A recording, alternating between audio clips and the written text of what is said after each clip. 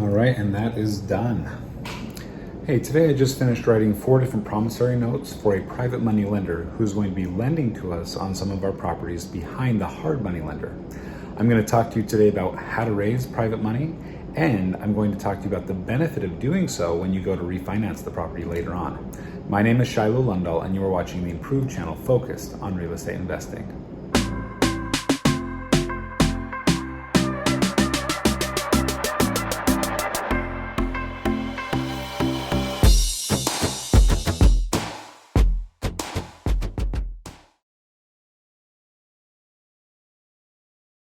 When investing in real estate, it's really important to do what Stephen R. Covey talks about and begin with the end in mind. You see, before you buy a property, you're going to want to know, what is it that I'm going to do with this property? Am I going to rent it out? Am I going to flip it? Am I going to do a lease option? Am I going to do a short-term rental? You see, it's important to know what you're going to do with the property, because if you're going to get a loan on that property, then you're going to want to back out from that loan.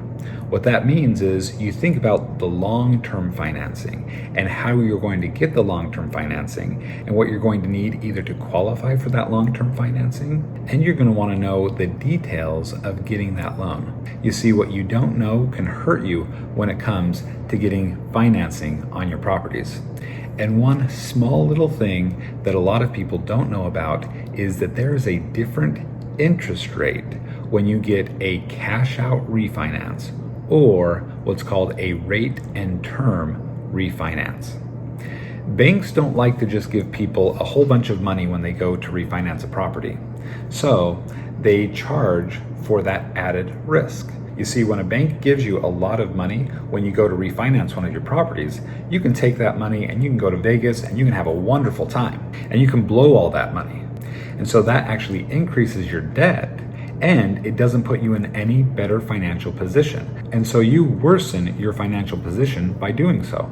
But if the bank can give you a better interest rate on a new loan that is better than the interest rate that you're paying now, then it will likely lower your monthly payment and it will better your financial position. Another reason why I try to do rate and term refinances rather than just cash out refinances is because banks are going to drill you for what you plan on using the money for.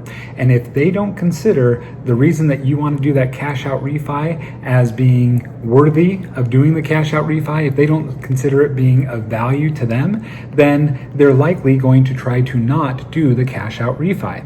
I was refinancing a building that I own, and I was going to get back $100,000.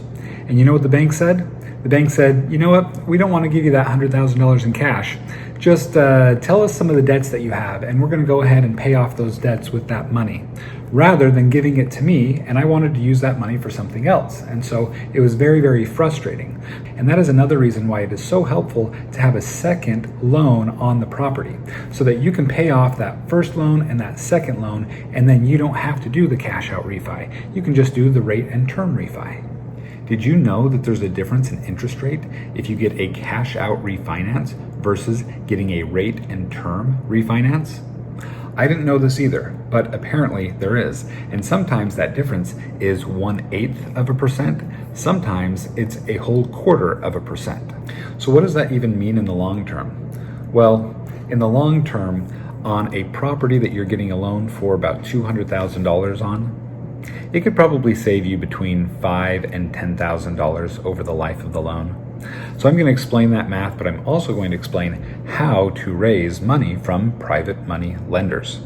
You see, that's how we've built our business. You see, we've used hard money lenders and private money lenders in order to help us build a portfolio of 200 properties. And this is how we did it.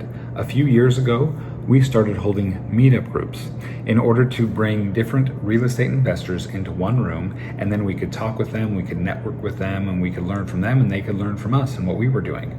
Over time, these investors started to look at us as an authority as our real estate portfolio started to grow and grow and grow, and as we learned more and more about real estate investing. A lot of these people wanted to learn for themselves how to invest in real estate, and they would email us, ask asking us questions, or they would give us a call on the phone. And really, it took a lot of our time explaining a lot of these principles and concepts. We gave people an opportunity to learn from us about how we were investing in real estate, so they could take those ideas and those concepts and they could use those in order to invest in real estate themselves. This way, they didn't have to start off on their own. See, they could leverage us and our expertise in helping them get started. So this is how we did it. Anybody who wanted to learn how to invest like us, we would have them lend to us on one of our deals. You see, we would have a hard money lender come in and they would pay 80 to 90% of the purchase price. But sometimes they would also commit to helping us pay for the rehab. And they would be willing to pay up to 70 to 75% of what the property should be valued at when we were finished rehabbing the property. And then we would have one of these people in our meetups, or people that reached out to me personally because they found me either on Bigger Pockets or through some other avenue, and we would let them know that they could learn from us if they were willing to help us pay for some of the rehab. And they would come in with maybe $10,000 or $20,000, and they would lend it to us for a certain period of time. And that time frame was up to 1 year. But if we were able to refinance the property before that year was done, then they would get paid out sooner. And we were offering to pay them between 8 and 10% on their money, APR, while it was lent to us. You see, they actually weren't investors with us, but they were private money lenders to us, which is different. It means that we weren't splitting the profits. Whether we did well or poorly on the property had no effect on them. They were going to get their money regardless of if we made money or lost money on that property. They were just private money lenders. And the way that we documented all of this is we would create a promissory note. In the promissory note, it indicated the amount of money that they lent to us, the interest rate that they would get on that money. It also showed the property that would be liened and leveraged when they gave us the money. And then I would sign the promissory note. Then we would go ahead and email that promissory note to the preferred title company that we work with. And our title agent there would go and take that note and she would record it with the county. So whenever somebody looked to see what liens were on that specific property, it would show the hard money lender and it would show this private money lender. So we would not be able to sell that property without first paying off the hard money lender and second paying off the private money lender. That made it so that that private money loan was secured against a specific property. Then we would put that private money lender on our WhatsApp group. And in our WhatsApp group, we have a lot of lenders who have lent to us on some of our deals in order to learn from us our process. You see, that's one way of raising private money, helping people learn the process so that they can go and invest for themselves. And as of today's date, every hard money lender and private money lender have gotten all of their money back, plus all of the interest that's been earned during the time that that money was lent to us. Now let's go back to why using private money lender in second position is so helpful in order to get a loan later on. So let's say I buy a property and this property is going to be worth $250,000 when I am finished with the rehab. Let's say I was able to get a really good deal on this property and I was able to buy it for $150,000. That's 60 cents on the dollar. So in my opinion, that's a really good deal. Now let's say that the rehab on this property is going to cost me $30,000. So the amount of money I'm going to be invested in this property is going to be $180,000 altogether. But wait, there's also hard money fees, there's holding costs, there's closing costs, and a bunch of other little costs here and there. So let's say that that's going to be about $10,000 more dollars. So I'm going to be all into this property about $190,000. So when you take $250,000 and you times that by 75%, that's going to equal $187,500. So why would I times it by 0.75? Because that is probably going to be the loan percentage that I will be able to get when I go to refinance the property. Now let's say I only used a hard money lender on this loan. So the hard money lender may lend me up to $135,000 to acquire this property. And that is 90% of the $150,000 that it cost. And let's say that that hard money lender is also willing to lend on some of the rehab for this project. And they're willing to lend to me up to 70% of the ARV, or after repair value. And that would be $175,000. So they're lending to me $135,000 to acquire it, and they're willing to lend up to another $40,000 in order to help with the rehab costs. But we know that the bank is willing to lend us up to $187,500 for this property.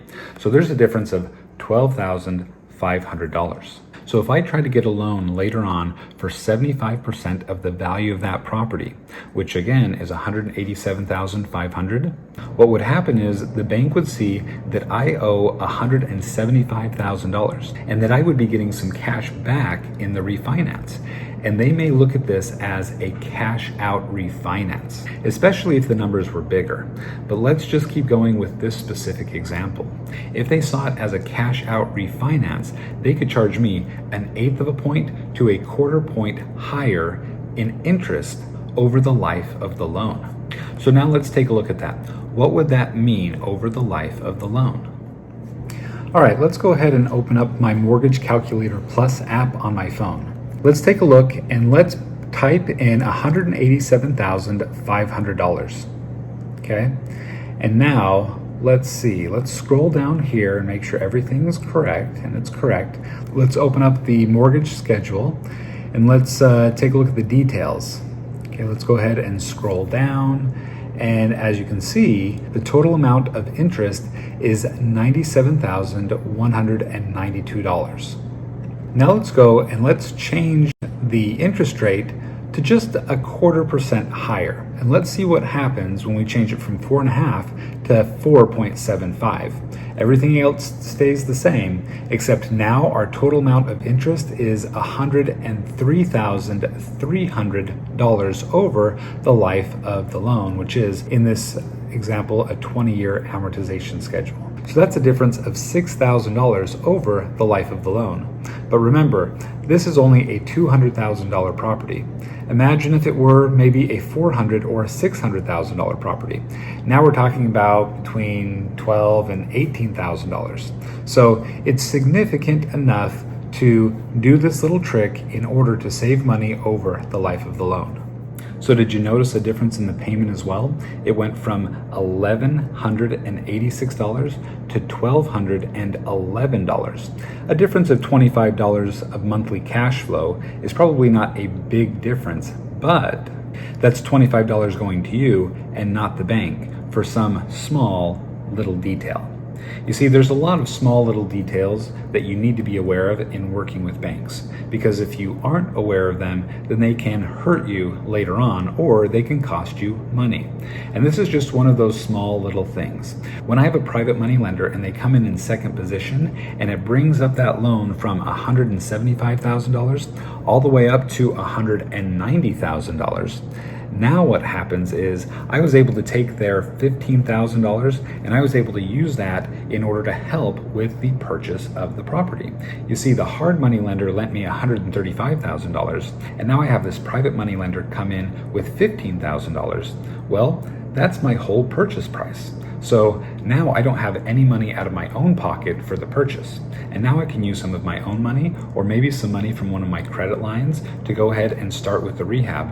And then once I do maybe $10,000, $15,000, $20,000 worth of rehab, I go back to my hard money lender and I show him pictures of the rehab that we're doing, and I give him a scope of work that we've completed along with invoices, and he then will reimburse me up to what I have spent so far on the rehab. And then I can take that money and I can go and use that money to finish the rehab. So now I've used $20,000 twice, which equals the $40,000 that he was willing to lend me in order to help me rehab the property. Then when I'm ready to go and get long-term financing on this property, I can get a rate and term refinance rather than a cash out refinance, and I will get the better long-term interest rate.